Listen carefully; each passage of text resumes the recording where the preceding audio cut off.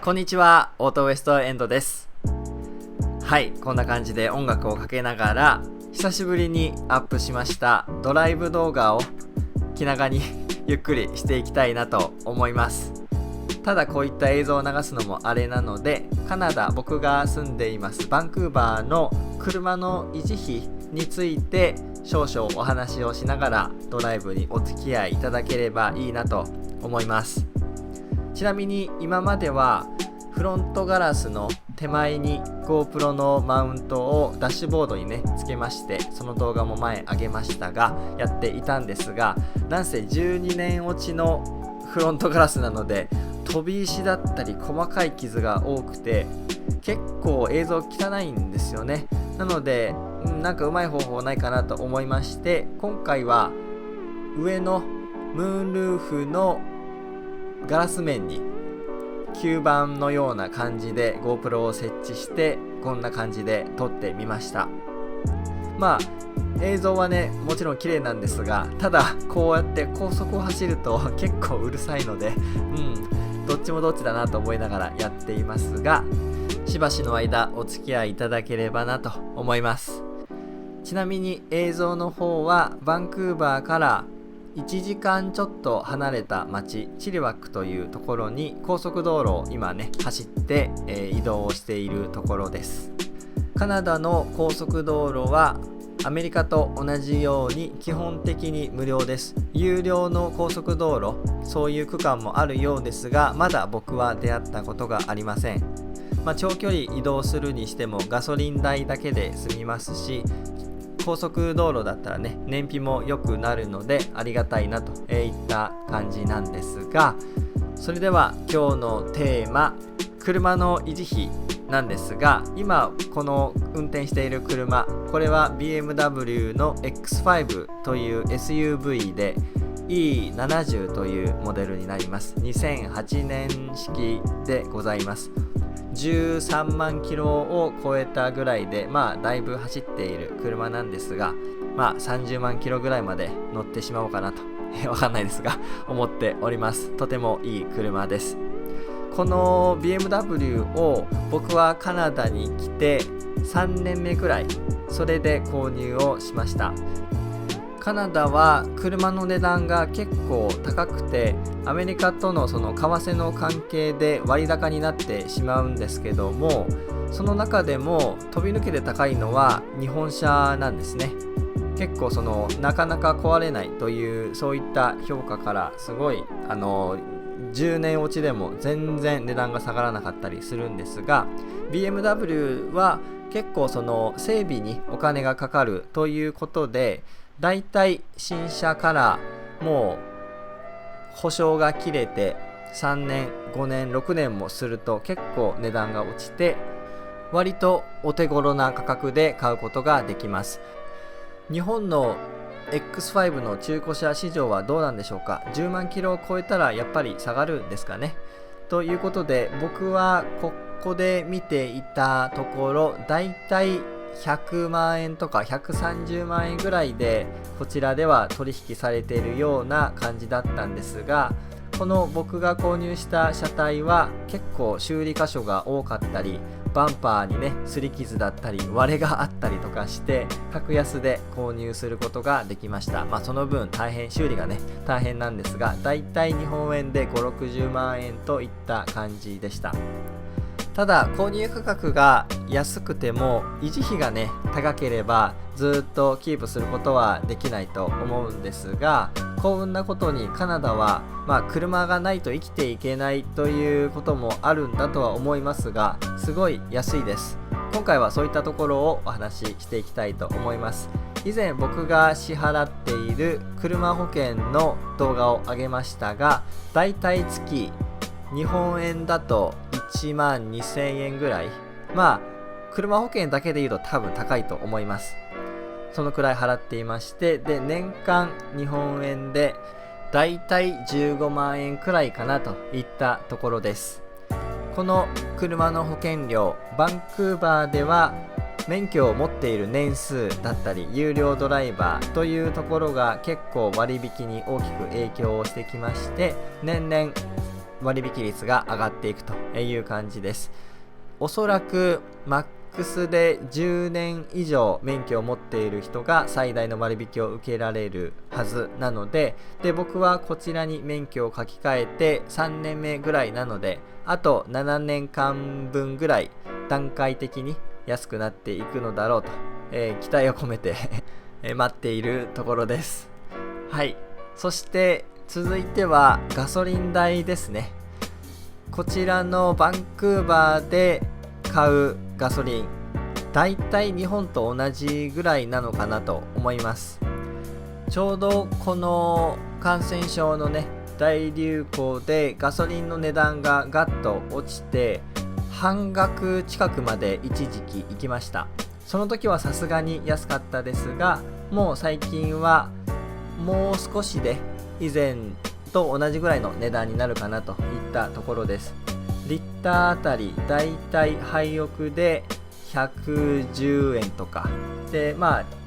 都市の一番高いところに行くと今でだいたい150、60円とかする感じになります。このくらいの値段になると日本よりはちょっと高いのかなという感じになりますかね。はい、映像の方はバンクーバーから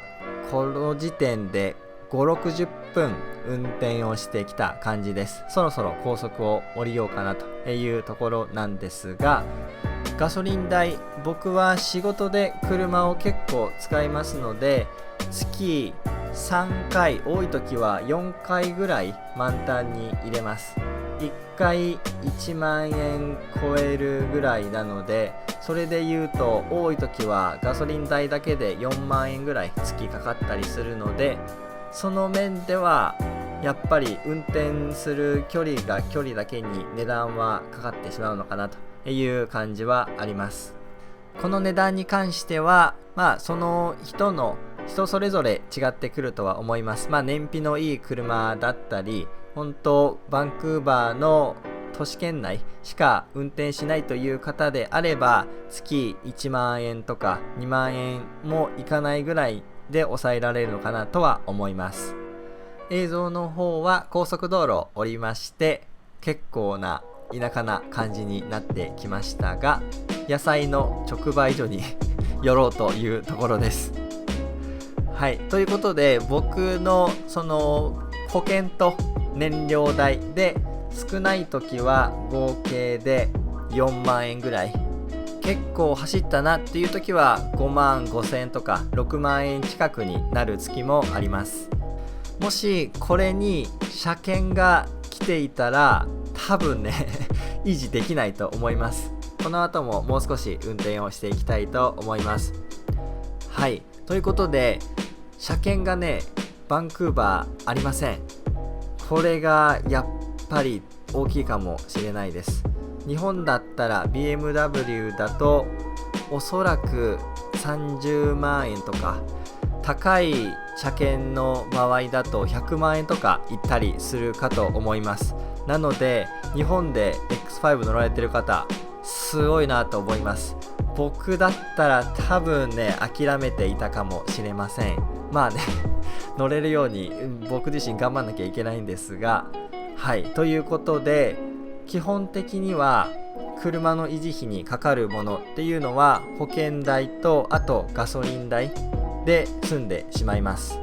厳密に言えば JAF のようなロードサービスに月1000円、あとはナンバープレート代、そういった諸経費に年間2万円ぐらいはかかってくるんですが、それ以外は大きな出費今思いつく限りでありません。ということでカナダに来て BMW に乗るという夢をね見させてもらっているような、それをね全然日本でも持てるぐらい仕事頑張らないといけないんですが、本当にありがたいという感じです。そして修理は別でもちろんかかってきます。僕は1年半所有したところで、また細かいどのくらいかかったかっていうのを動画にしたいとは思いますが、ざっくり言いますと1年半で50万円ぐらいかかりました。なので1年で30万円ぐらいといったところでしょうか。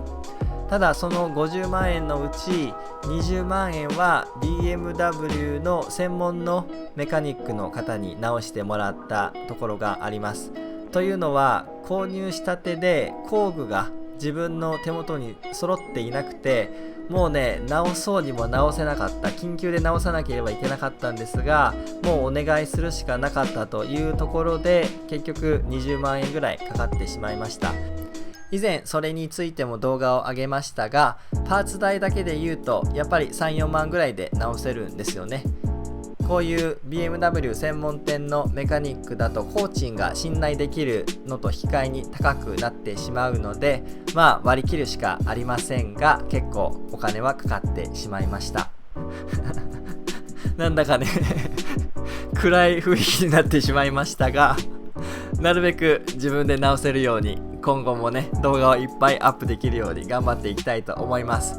ということで、今まで出てきました維持費を振り返ってみますと、保険料がだいたい年間15万円、燃料代が個人差によると思いますが、僕の場合は35万とか40万円ぐらい平均してかかっていまして、そして修理代が30万ということなので、全て込みで100万円いかないという感じでしょうか。これはどうでしょう皆さん、高いんでしょうか、安いんでしょうか。これに車検代となると結構な金額になってきますよね。日本で BMW 所有されていらっしゃる方、